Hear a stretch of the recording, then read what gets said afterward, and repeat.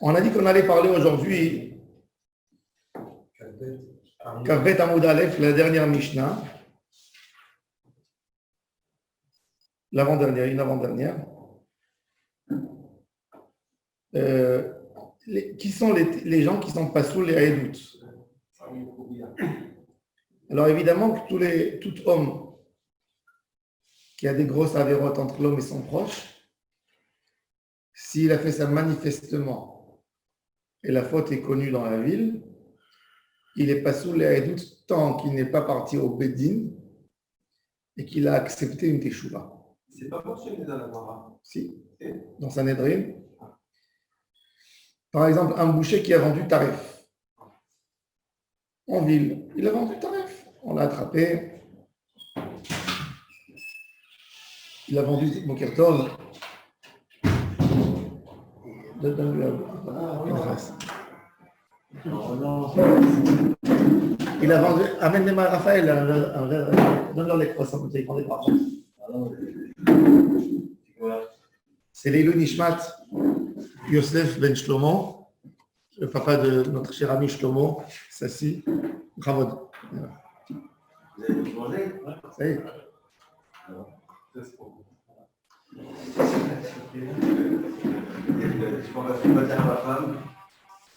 Les amis, vous avez raté des croissants. Je vois ça, j'ai raté pile le bonjour. Hein. L'Eilou Nishmat Yosef Ben Shlomo.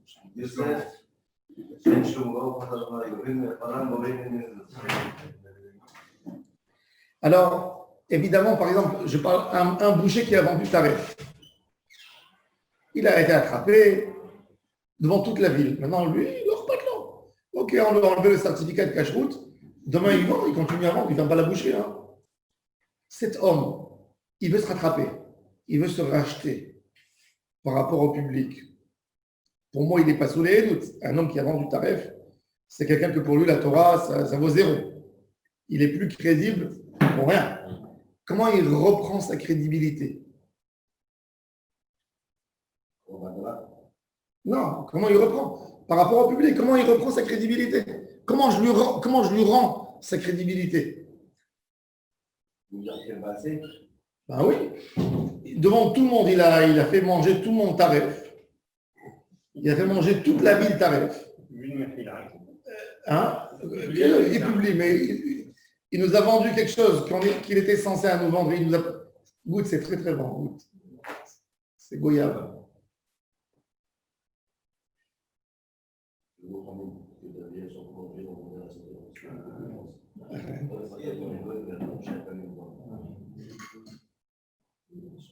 Et donc, comment il reprend sa crédibilité, cet homme? Alors la Gemara, elle dit d'abord une Kabbalat Teshuvah devant tout le monde, mais ça ne suffit pas, parce qu'il a le pistolet à la gorge. Il veut que les gens y remettent les pieds dans son magasin. Parce que c'est sincère. Alors ils disent, il a montré que pour lui, l'argent, ce n'est pas important. Il a perdu beaucoup d'argent. On lui a dit, l'animal, il est tarif. Ou il a fait un acte qui montre qu'il est capable de perdre beaucoup de l'argent, beaucoup, qu'il va se faire des manques à gagner, il va perdre beaucoup d'argent pour ne pas transgresser la Torah. C'est rien qu'en ce moment où il récupère sa crédibilité. Avant ça, je ne peux pas le compter sur lui. Un homme qui a fait manger tarif, qui m'a dit qu'il ne va pas me faire manger tarif? Qui te dit? C'est ça le problème. Le problème, c'est même pas ça la question. Je me rappelle un jour, on était à Paris, il y avait un gars qui était la rue des Rosiers, il vendait des croissants, des trucs. Il avait la cache-route du Rav Rothenberg. Et mon ami, un soir, il habitait République, à côté de moi. Il s'est levé à 3 heures du matin, il ne voulait pas faire du bruit à la maison. Il a dit, je vais aller à la synagogue, je vais étudier. Il va. Et quand il passe comme ça, il marchait doucement dans la rue. Il n'y avait personne dans la rue. Je marche doucement. Il regardait les vitrines, les magasins comme ça. Il passe à côté et il voit l'employé qui sort avec un sac. Comme ça, un sac qui jette. Et il voit du sac qu'il y a des pots qui tombent par terre. Donc il se lève, tu vois, il prend le pot pour remettre en place. Il voit un pot de fromage Leader Price. Il dit quoi? Leader Price. Et il est parti, et tout de suite, il a dit au Rav Rothenberg. Il a dit, le Rav, je t'en supplie, demain matin, fais-le aussi. Ils ont fait, ils ont retrouvé des pots Leader Price. Leader Price. Troisième jour, le Rav Rothenberg, il est parti à 3 heures du matin. Il a ouvert les pots, et qu'est-ce qu'il s'avère? Qu'ils achetaient des pots de fromage de Leader Price et ça. Ils remplissaient dans les pots Maccabi qui avait la cache-route et qu'ils avaient dans le truc. Ça leur coûtait la moitié du prix. Et ils lui ont enlevé la cache-route. Ils lui ont enlevé la cache-route. Il a fait le malin, il a dit, oui, vous êtes là. Après 2 mois, il voyait que les clients, ça ne venaient plus, il était cher de toute façon. Il est venu, il a demandé qu'on lui rende la cache-route. L'homme, il a perdu sa crédibilité. Qu'est-ce qu'il lui a fait? Je me rappelle, le Rav Rothenberg nous appelait, il a fait une réunion, comment lui rendre la cache-route. Alors on a dit, conclusion, qu'il n'a aucune... Maintenant, on ne veut pas le tuer, mais cet homme n'est plus fiable. On ne veut pas le rendre non plus anti, on ne veut pas le... Mais d'abord, il payera le mashgiach 2 fois plus cher, parce que le mashgiach, il sera là. Et il n'a plus de clé du magasin pendant 1 an. C'est le mashgiach qui vient ouvrir, il s'assure qu'il y a tout, et c'est lui qui ferme. Il n'a pas la clé s'il veut. D'ailleurs, le Rav Lando, à Bnei Brak, c'est la meilleure cache-route du monde. C'est le seul qui demande la condition de cache-route à toute usine ou à n'importe quelle industrie qui fait, c'est d'avoir les clés du magasin, des frigos, de tout. Il peut venir quand il veut, il ouvre et il voit ce qu'il veut quand il veut. C'est le seul. Prends les clés de toute l'usine, de toute la fabrique. Tu as un falafel, il a la clé. Tu as tout, peu importe. Il rentre, il a la clé. Ça, c'est quand quelqu'un, il n'est pas fiable. Sinon, un juif normal, tu le vois fréquenter la synagogue. Un chômeur Shabbat, comme il n'a pas besoin qu'il mette un Streimel, mais du moment que tu le vois arriver à la synagogue, faire les 3 filotes par jour, ce juif, il a un homme qui fait les mitzvot ordonnées par Akadosh Baruch Hu. Il n'est pas censé être un transgresseur. Il a une confiance que la Torah lui a donnée. Quand il a cassé cette confiance, cette barrière, là, il faut se remettre. Il suffit plus d'une parole. Il a cassé avec un acte.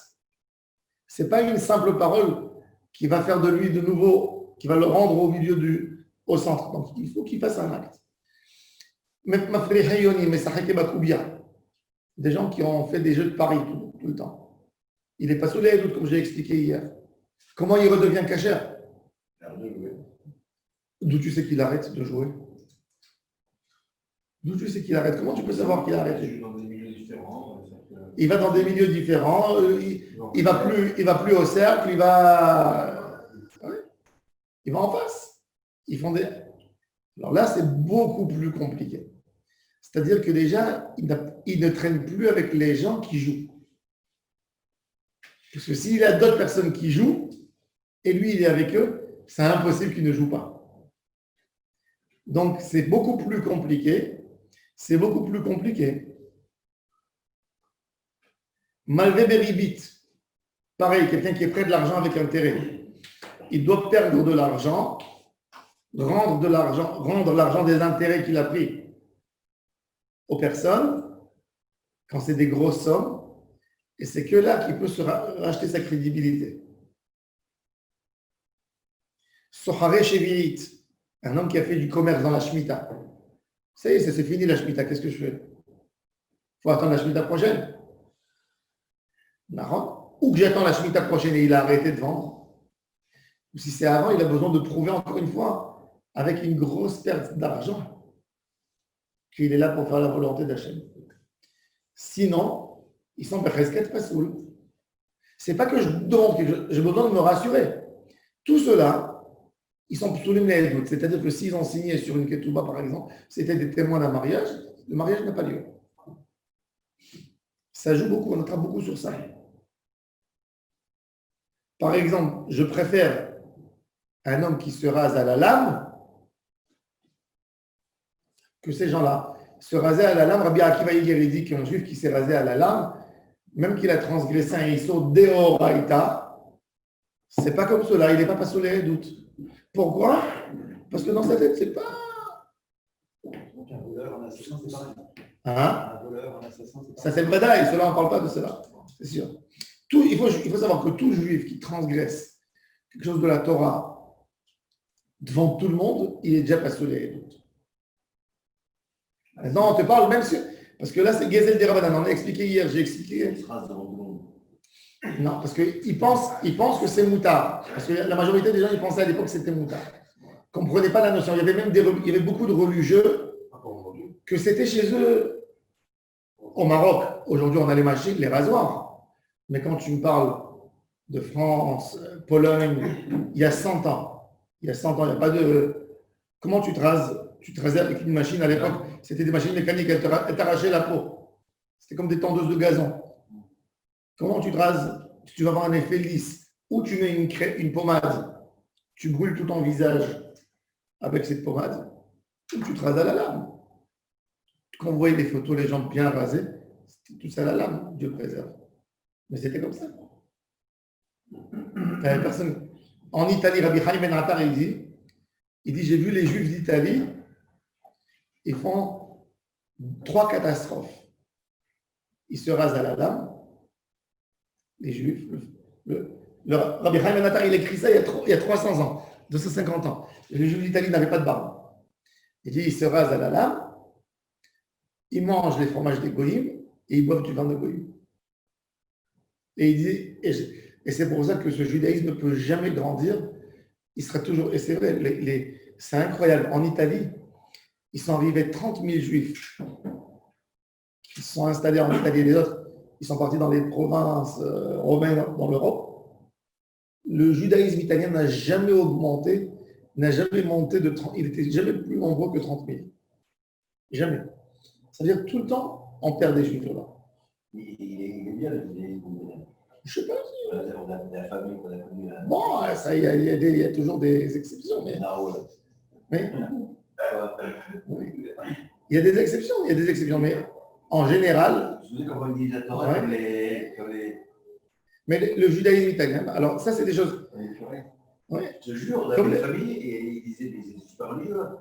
Il dit comment il nous visite. Il dit,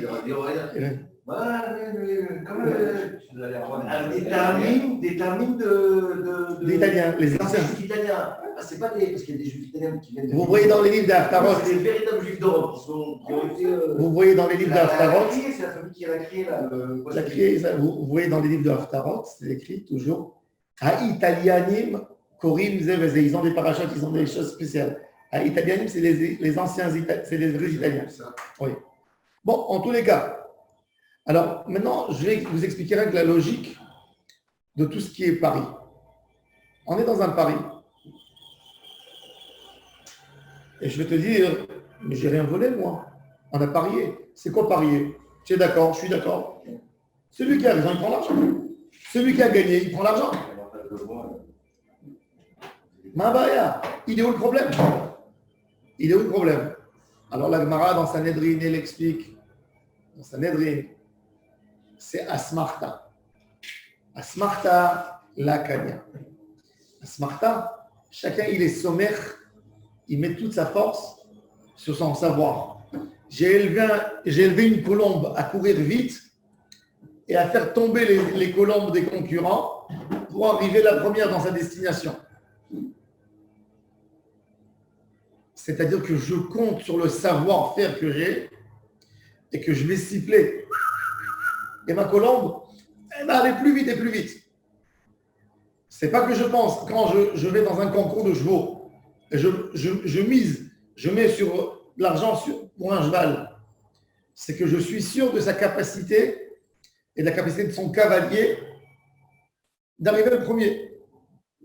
Si elle est en avis, il me dit, il va se casser le pied au milieu. Ou il va me dire, c'est pas le meilleur, c'est pas le bon, mais je te dirai pas lequel c'est le bon. Mais celui-là, c'est sûr, je ne mets pas. Donc, c'est-à-dire tout ce que j'ai mis comme argent, j'ai mis parce que j'avais une idée dans la tête, une certaine idée. Si l'idée n'est pas là, Je ne mettrai pas. Ça s'appelle asmarta.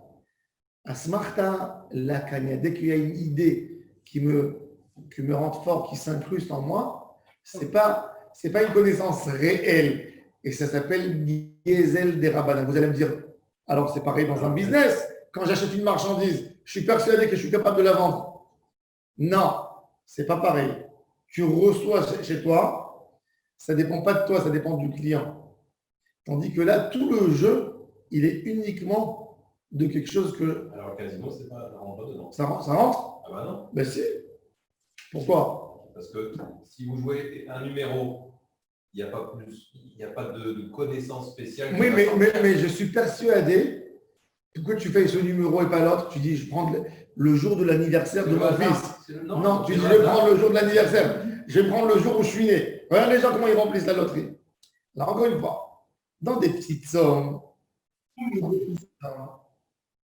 c'est un petit plaisir, c'est un jeu. Et le Rama, il ajoute, il dit, il faut aussi que tu vives de ça. Que ça te ramène dans ta parnassa du quotidien.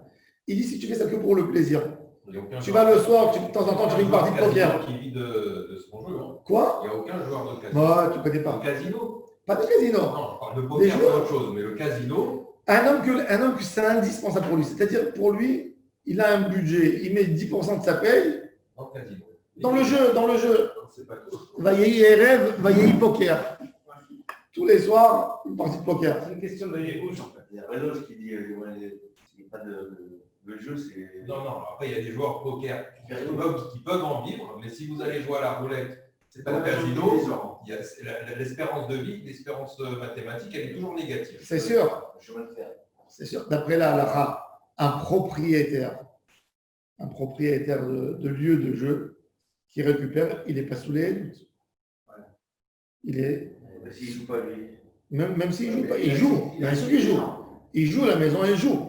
Il perd de l'argent quand il. Le casino est toujours gagnant. Non, mais il perd à un moment. Il joue, le propriétaire du casino. Il ne perd jamais un propriétaire. Il peut perdre avec certains clients, il peut perdre. Non, mais pas du tout. Quoi, jamais? Ça peut pas La perdre. machine se fait un temps de sorte pour qu'il ait une espérance de vie. Il rend 93%. D'accord, mais hein? Il rend 93% des sommes versées. Ça, c'est une bonne machine. Hein. Ouais. Normalement, c'est 67, 70. Bon, en tous les cas, alors voilà. Alors, d'après Rabbi Yosef Karo, il est très rigoureux. Rabbi Yosef Karo, il est rigoureux. Rabbi Yosef Karo, il dit. Bien sûr, heureusement. Rabbi Yosef Karo, il dit, tu as joué sur une somme importante, tu as joué l'argent sur une somme, tu as fait une partie de poker, et tu as joué sur une somme importante, tu n'es pas sous les doutes. Tant que tu n'as pas rendu l'argent, tu n'es pas sous les doutes. D'abord, c'est Gezel. Il te dit, c'est Gezel ni des Rabbanan, ce n'est pas des Horaïta, parce qu'il y a eu un accord. Je ne suis pas venu prendre contre le gré de l'autre, il a donné l'argent. Mais il dit, c'est Gezel des Rabbanan, et il te dit, pas sous les doutes tant que tu n'as pas rendu. Ça, c'est d'après Rabbi Yosef Karo.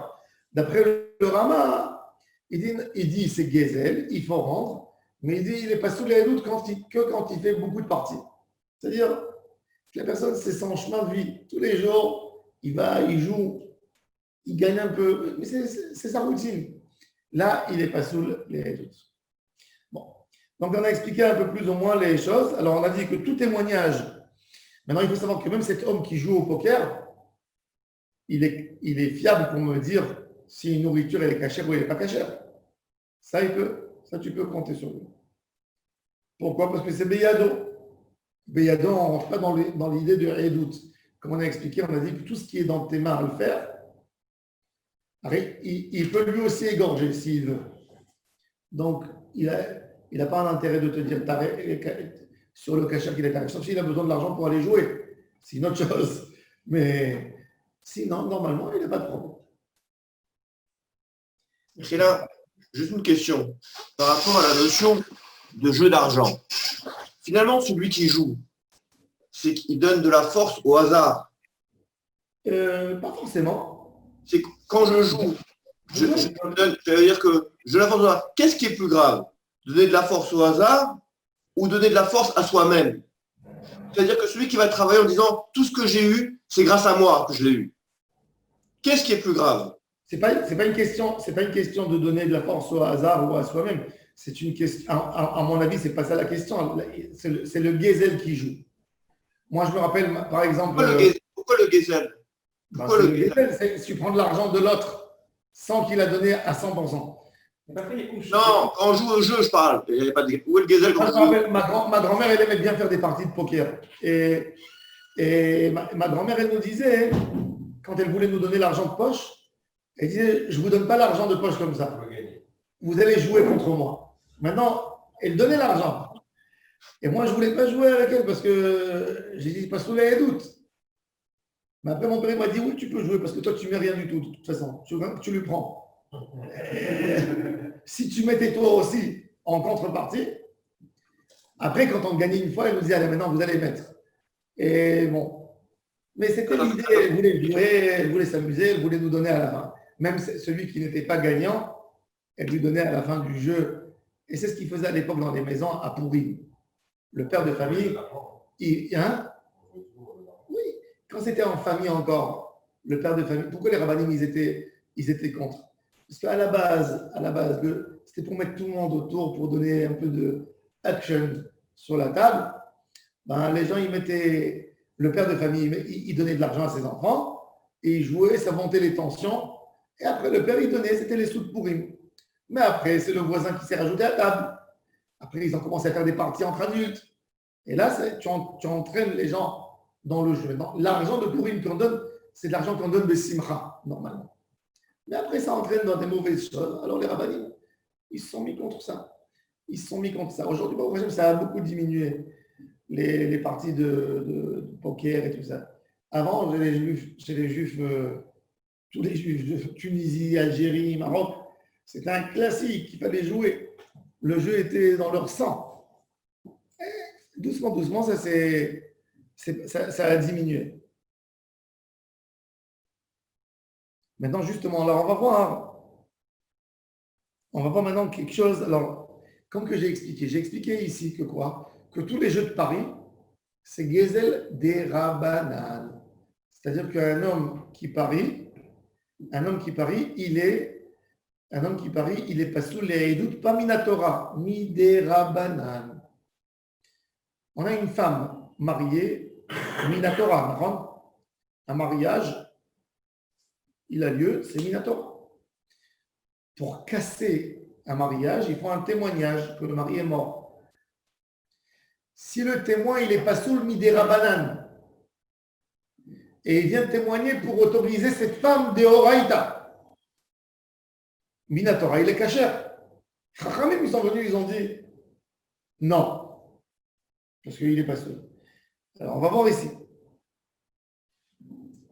La Gemara dit Haïcha kshera afin ksherim la amar Ravashi zot omeret gazlan de divrehem kesherim le'edut isha. Ils ont dit que pour autoriser une femme à se marier à un homme qui joue aux cartes, il peut.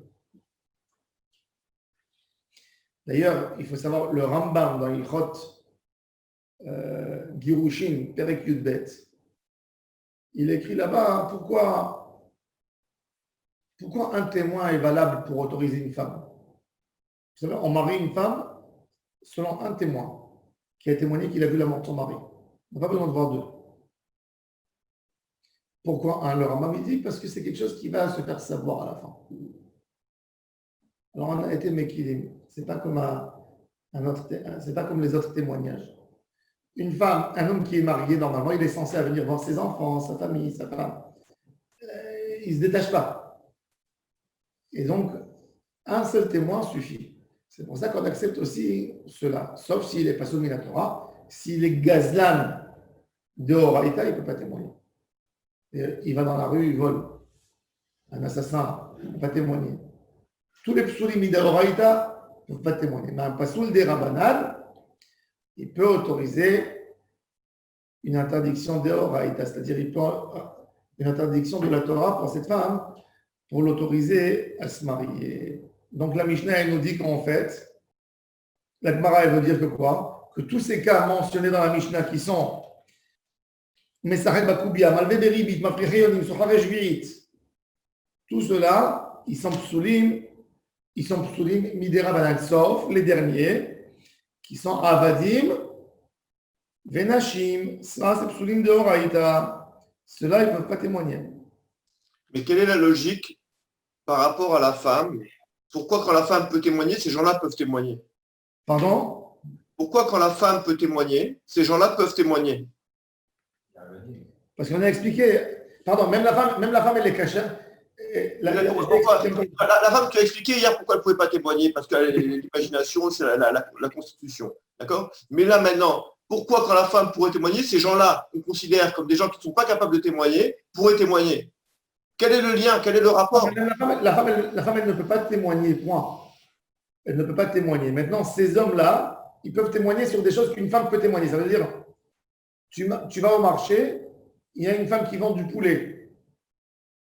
Elle te dit, tu lui dis, elle est où la théouda? Elle te dit, c'est moi la théouda, c'est cachère. Elle te dit, c'est cachère. Cette femme, tu lui dis, dans quelle communauté tu appartiens? Elle te dit, je prie dans telle synagogue, de tel rave, mon mari, il est chômeur Shabbat, on fait tout. Tu la vois, elle est comme une bonne juive. Tu as le droit de manger. Pourquoi tu as le droit de manger? Parce qu'elle-même, elle aurait pu égorger si elle aurait voulu le poulet, il aurait été caché.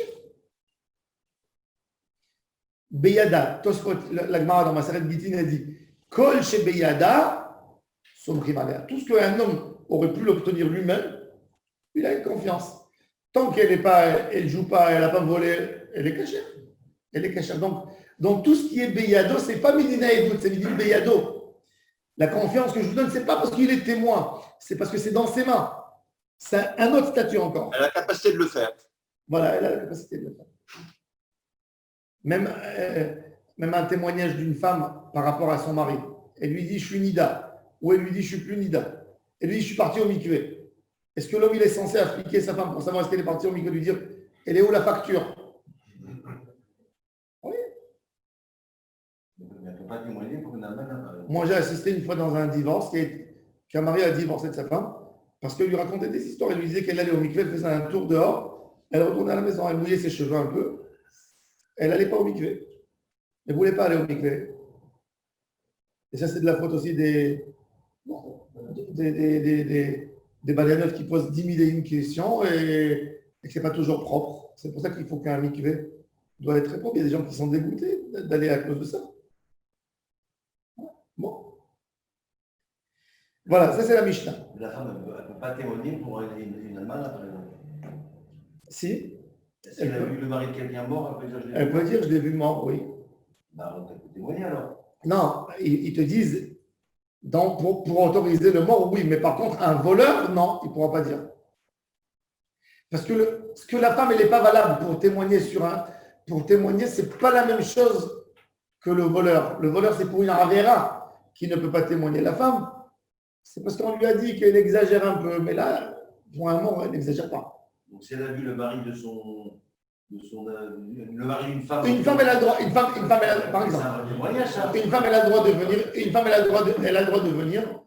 elle a le droit de venir s'installer en ville, aller se marier avec quelqu'un. Ils lui disent, mais on sait que tu étais mariée? Elle dit, non. Elle raconte que son mari, il est mort. Il lui dit, où il est mort? Elle dit, on était en route, il est mort, je l'ai enterré. Son mari? Oui. Elle a le droit. Elle a le droit de se marier. On ne lui dit pas même deux témoins. Non. D'accord? Même la femme elle-même qui est concernée, elle témoigne, c'est aussi valable. Comme ça, il a écrit le Rambam, Perikut Bet Milchot Girushin. Pourquoi? Parce que c'est Milta de Avida Legilouye, et c'est quelque chose qui va se savoir. Elle ne va pas qui va se savoir. Ce n'est pas un simple témoignage. Tu sais, un homme, il a une famille, il a des intérêts, il a une maison, il vient récupérer. D'accord, mais il y a plein de femmes que leurs maris ne sont pas revenus, qui dans ce cas-là, et qui ne ont pas donné le. Mais si elle a témoigné qu'elle a vu sa mort, elle est mérite. Elle est fiable, elle a une fiabilité. Normalement, une femme, elle n'est pas censée détester son mari. Elle est censée être attachée. Si elle a un grain d'espoir, elle ne va pas dire qu'il est mort. D'autant plus. Il a des frères, il a de la famille, il y a un héritage, il y a de l'argent, il y a des intérêts communs. Pourquoi toutes les almanotes qui sont dans ce cas-là, que leur mari ne s'est pas revenu, ils n'en donnent pas le. Tu poses une très très bonne question. Il y avait un rave à Verdun, en France. Rabbi Eliezer de Verdun, qui a dit l'argument de notre cher Rabbi Pinchas. Il a dit que à l'époque du Talmud, il y avait des requins, des crocodiles, mais il dit déjà il y a 1000 ans, même qu'il y a une instabilité en France, il parle de la France il y a 800 ans. Il dit il y a une instabilité, mais il dit quand même, il dit un homme qui est mort, ça devrait se faire entendre, qui est vivant, il devrait se faire entendre. S'il est en vie, 5 ans, 6 ans, il a des intérêts, il est obligé de venir. Il a des frères, il a des sœurs, même s'il est fâché contre sa femme. Il n'enguille pas sa famille, ses frères. Alors, Rabbi Eliezer de Verdun, il a dit qu'un homme qui n'est pas venu 6 ans, sa femme elle est moutard. Comment c'est sûr qu'il est mort. Alors, le Beit Yosef, il ne ramène pas la halakha, mais on l'utilise comme petite aide. Par exemple, on a autorisé les femmes que les maris sont partis travailler dans les tours durant septembre. Un homme, il sort le matin, il a rien dit à sa femme. Au revoir chérie, il est parti. Quoi, c'est différent? Attends, il n'y a pas d'inscription, il n'y a rien. Il est monté dans les tours, ça venait de commencer les téléphones portables en Israël à l'époque. Il est monté dans les tours, il n'y a que de la cendre maintenant, je ne sais pas, peut-être qu'il n'est pas arrivé là-bas.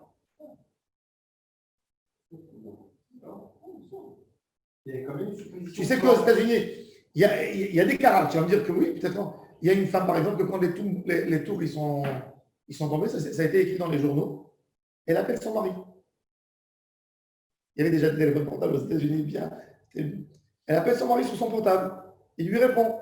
Elle dit où tu es? Je suis au bureau. Il n'est pas au bureau, évidemment. Il est dans d'autres endroits. Et il continue au bureau. Ton bureau, il est au 50 mètres, il s'est effondré déjà. Alors, il a attrapé. Bon, il y a eu ça s'est monté sur les journaux. Mais, oui, il est au bureau. Il n'était pas au courant de rien, tu vois. Il est au bureau. Mais on a eu quand même, dans cette histoire, des centaines de juifs qui sont devenus de la cendre. Tu ne sais même pas. Il n'y a rien. Il n'y a pas de tombe, il n'y a rien. Tu sais que ça veut dire une température qui a fait tomber, de chaleur qui a fait tomber les tours, c'est monté à 1500 degrés. Il n'y a rien qui reste. Il n'y a rien. Maintenant, comment je sais qu'il est là-bas?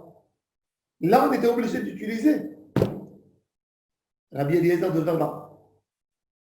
C'est qu'au bout de 6 ans. Non, il n'est pas sorti en dispute de la maison. Il a son bureau. Il a sa synagogue. Son téléphone ne répond plus. Certainement qu'il est parti. Là, par exemple, l'idée principale de l'autorisation de la Haguna, c'est Rabbi Eliezer de Verdun. D'accord? Donc, on utilise des fois on utilise. Il y a Rav Yosef, il a une question. Il y a un monsieur, il était aux États-Unis et on lui a interdit, on l'a jeté des États-Unis. Un Israélien qui était là-bas. Donc, on l'a mis au Mexique. On l'a jeté au Mexique. Il y avait un endroit où il pouvait passer, mais on lui a dit là-bas des crocodiles. Le gars, il y a le témoin qui témoigne, le goy qui dit « Je l'ai fait passer, je l'ai amené là-bas, mais au milieu, il devait nager. Il n'est jamais arrivé de l'autre côté. »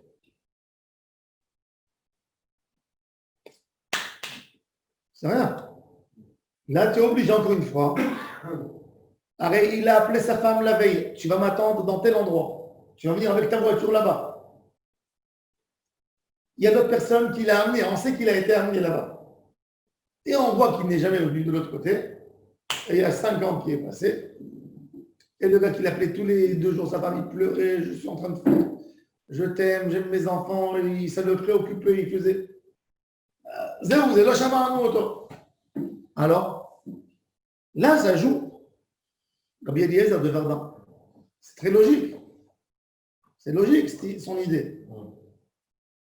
Un homme, il a des enfants, il a sa femme, il a son compte de banque, il n'y a rien qui bouge. Rien. Il n'a jamais tiré. Il y a de l'argent dans son compte, il n'a pas pris. Il y a un gars en France ça existe, ça. C'est pas un juif, du pont de Ligonnès. Comment? Qui a disparu. Ils l'ont retrouvé. Il y a des choses que les États-Unis parlent. Tout ça, c'est des. Tu vois, il y a une histoire et tu l'entends. C'est-à-dire que. Et même ça, tu ne sais pas. Sûrement, c'est un homme, ça doit être peut-être un homme connu. Je ne sais pas moi. Maintenant, sa femme, elle n'est pas à Gouna, il l'a tué. Hein. Si cette histoire elle s'est passée, mais à côté de ça, il a des gros problèmes financiers et il a une très grosse assurance vie. Il n'a pas récupéré l'assurance vie? C'est sa femme qui la récupère quand il est mort. Alors, je soupçonne que sa femme l'a tué. C'est une autre chose, ça c'est policier déjà. Ah, il y a eu 5 mois. C'est la Hélula de Rachi aussi aujourd'hui. La Hélula de Rachi à Kadosh. Tov. On prend la dernière Mishnah, Bezrat Hashem, on finit avec ça le Pérec. Mishera.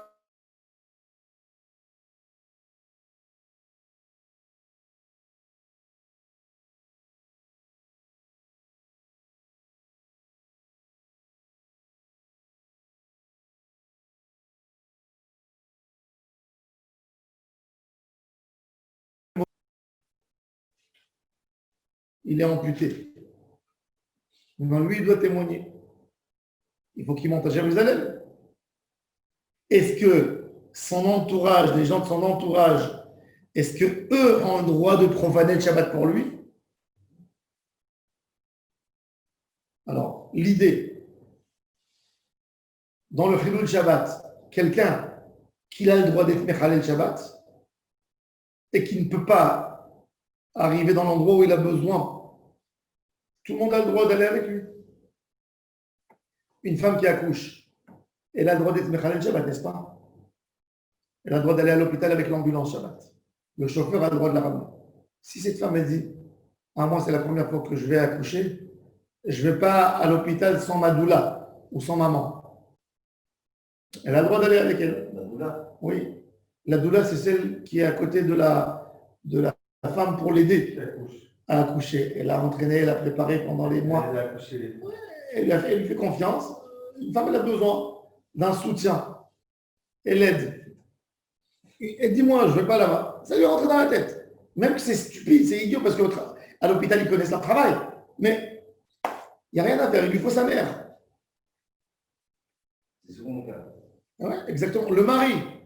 Est-ce qu'il dit à la femme, c'est Shabbat, je ne peux pas monter avec toi à l'ambulance. Vas-y. Non, tu as le droit. Pourquoi? Parce que comme elle ne veut pas, elle a peur. C'est les tzorkam ou tard. Ça, c'est dans les Chod Shabbat. Dans les droits qui douchent à Chodesh, c'est pareil. Regardez. Mi Shira et Chodesh Ve'enu Yachol Le'alech. Il ne peut pas monter à Jérusalem.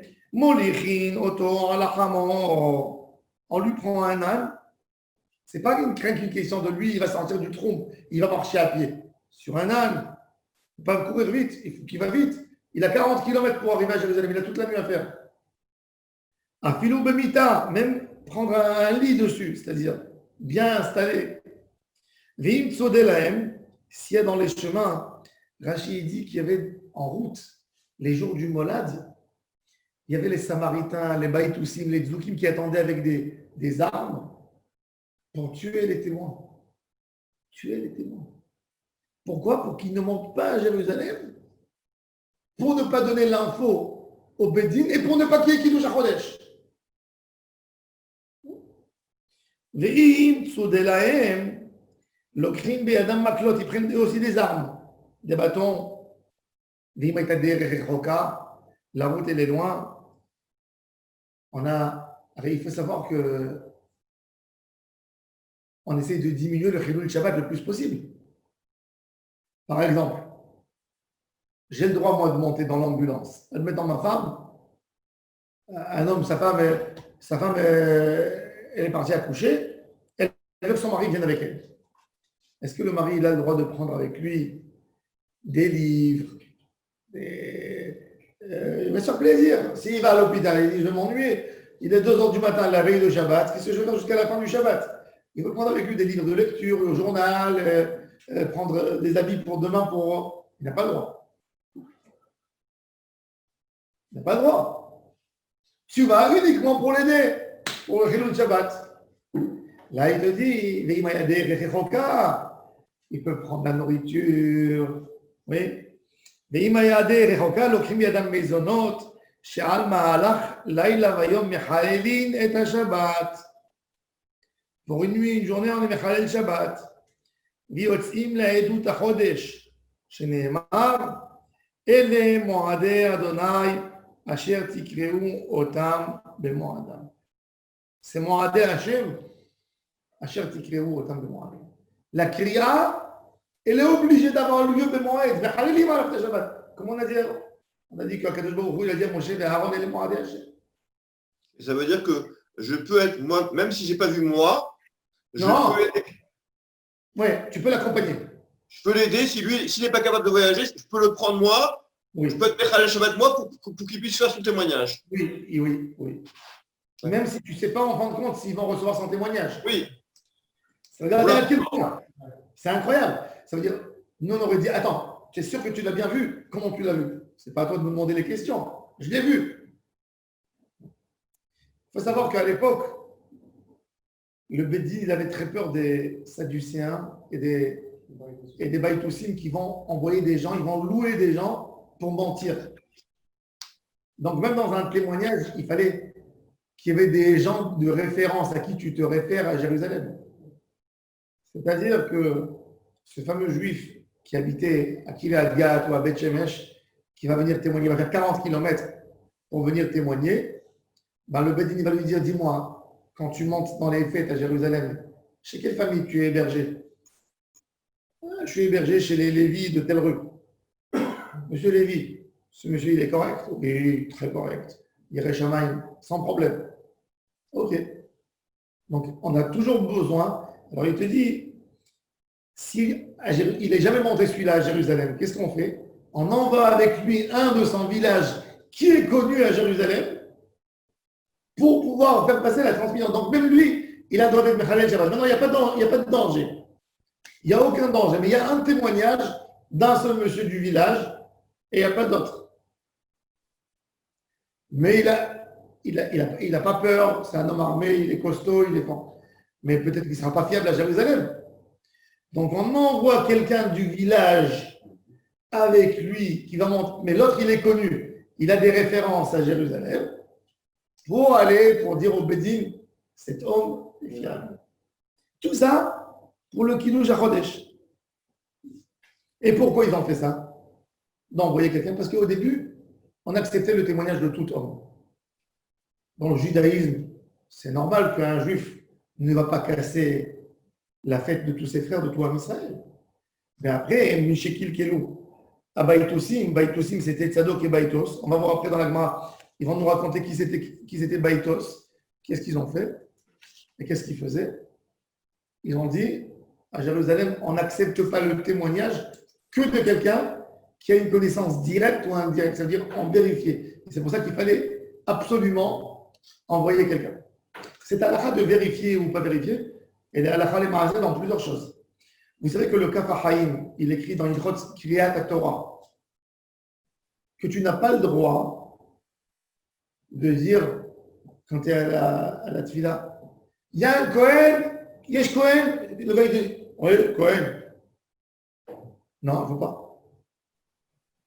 Tu sais que tu ne connais pas, un Kohen dans le coin, il y a un moteur si tu as oublié. C'est un commentaire sur le journal. Pourquoi il dit ça? Parce qu'il dit que ça peut être une catastrophe. Il y a un monsieur, il vient, il dit qu'il est Kohen. Il y en a comme ça. Hein. Pourquoi? Parce que de la Kriyat Torah, je lui dis, vas-y, montre la Birkat Kohanim. La Birkat Kohanim, il lui donnait Pidyon Aben. Du Pidyon Aben, il monte à la Terouma, quand il y avait la Terouma. Et de là-bas, il monte au Bishlar Bet HaMikdash. Je n'ai pas le droit. Alors, un Kohen qu'on connaît dans la ville, il est venu Kohen, il a une Hazaka de Kohen. Ok. Mais un incognito qui est venu, parce que qu'est-ce qu'il va faire? Il va monter à Cohen. Après, il va aller dans la ville, il va dire, je m'appelle Cohen. Il va dire, t'es Cohen, tout de suite, c'est que t'es Cohen. Demande aux gens, on fait monter à la Torah. Si tu veux que je te le dise plus que ça, il va te dire. C'est une preuve, ça. C'est pas une preuve. Si, c'est une preuve. C'est une Hazaka. Hazaka. Je suis Cohen, autrement, on ne m'aurait pas fait monter à la Torah. Autrement, on ne m'aurait pas laissé faire des 4 Kohanim. Il s'appelle pas Cohen, il s'appelle C'est pour ça qu'il faut faire attention.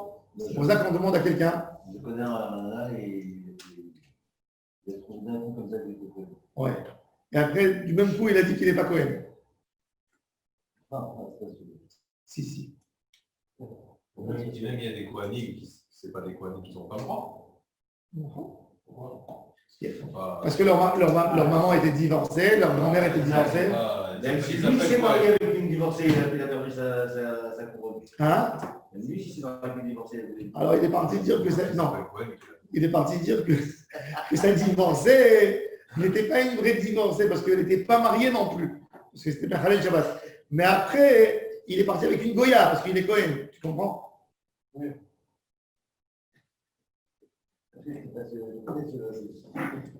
Que Dieu nous préserve. Donc, tout ça, c'est la fois du témoignage. Je sors du Cohen maintenant. Bah, on va donner la